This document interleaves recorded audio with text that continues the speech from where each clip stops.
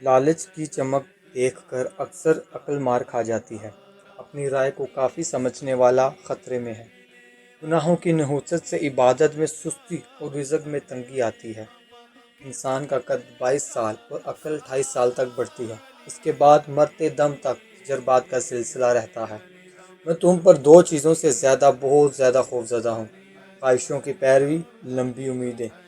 اگر شراب کا ایک قطرہ کنویں میں گر جائے پھر اس جگہ مینارہ بنایا جائے تو میں اس پر اذان نہ کہوں، اور اگر دریا میں شراب کا ایک قطرہ گرے پھر دریا خشک ہو اور وہاں گھاس پیدا ہو تو میں اس میں اپنے جانور کو بھی نہ چراؤں۔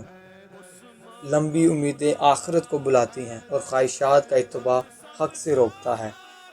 اپنے گھروں سے مکڑیوں کے جالے دور کرو، یہ ناداری تنگ دستی کا باعث ہوتے ہیں۔ 3 چیزیں حافظہ تیز اور بلغم دور کرتی ہیں: مسواک، روزہ، قرآن پاک کی تلاوت۔ 3 چیزیں مشکل ہیں: اپنی جان کا حق ادا کرنا، ہر حال میں اللہ تعالیٰ عز و جل کا ذکر کرتے رہنا، اپنے ضرورت مند مسلمان بھائیوں سے مالی تعاون کرنا۔ جب تم کسی چیز کو حاصل کرنا چاہو تو پھر اس میں ایسے لگ جاؤ کہ بس پھر اسے حاصل کرنے کی کوشش کرتے رہو۔ اے ایمان والو، اپنی جانوں اور اپنے گھر والوں کو اس آگ سے بچاؤ۔ اس آیت کا تقاضا ہے کہ اپنے آپ کو اور اپنے گھر والوں کو بلائی کی تعلیم دو اور انہیں آداب زندگی سکھاؤ۔ اپنی زبان کو قابو میں رکھو، کیونکہ آدمی کی ہلاکت زیادہ گفتگو کرنے میں ہے۔ قسم کھا کر ارشاد فرمایا مولا کائنات نے، اللہ پاک نے ابو بکر صدیق رضی اللہ تعالیٰ عنہ کا نام صدیق آسمان سے نازل فرمایا۔ ہم سب صحابہ میں صدیق اکبر رضی اللہ تعالیٰ عنہ سب سے افضل ہیں۔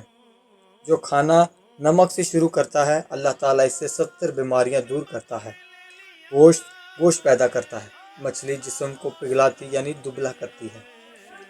توفیق الہی بہترین رہبر ہے، خوش اخلاقی بہترین دوست ہے، عقل و شعور بہترین ساتھی ہے، ادب بہترین میراث ہے، اور غم تکبر سے بھی زیادہ بدتر ہے۔ 3 عادتیں آدمیوں میں بری اور عورتوں میں اچھی ہیں: بخل، خود پسندی، بزدلی۔ زیادہ ہوشیاری دراصل بدگمانی ہے۔ اے تاجرو، اپنا حق لو اور دوسروں کا حق دو، سلامتی میں رہو گے، اور تھوڑے نفع کو مت ٹھکراؤ ورنہ زیادہ نفع سے محروم ہو جاؤ گے۔ جو لمبی عمر چاہے وہ ناشتہ جلد صبح سویرے کرے، شام کا کھانا کم اور تاخیر سے کھائے، اور چادر ہلکی رکھے یعنی قرض نہ لے۔ لوگوں میں عدل و انصاف کرنے والے پر لازم ہے کہ جو دوسروں کے لیے پسند کرے وہی اپنے لیے پسند کرے۔